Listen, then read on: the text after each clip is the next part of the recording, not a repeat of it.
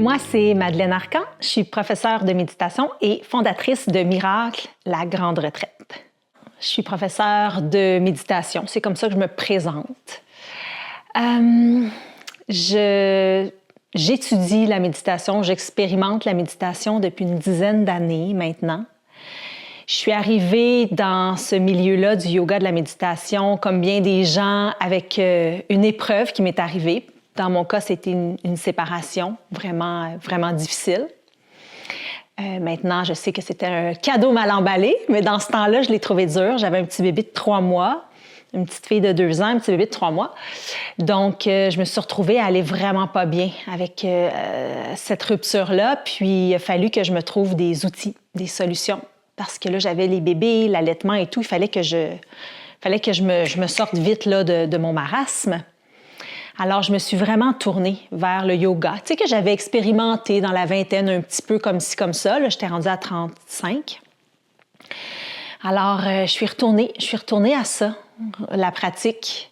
Ça m'a amenée à étudier avec Nicole Bordelot pour le cours d'enseignant en yoga.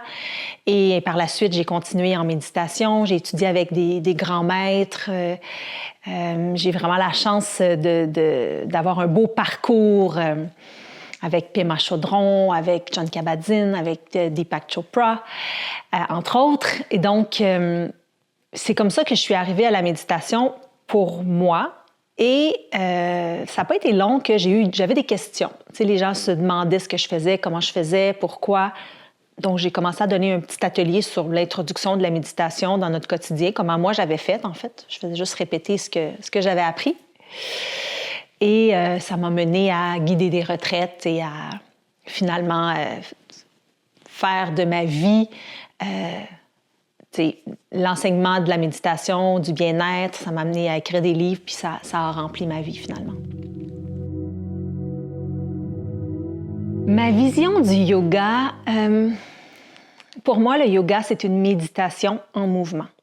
D'ailleurs, les pratiques d'asana servaient à se mettre assez en forme pour pouvoir s'asseoir longtemps en méditation. Hein? C'est à ça que ça servait, les asanas, dans le passé. Maintenant, on met de la musique puis on rend ça le fun, mais à la base, c'était vraiment pour prendre des forces, pour être capable de rester longtemps assis en lotus, en méditation.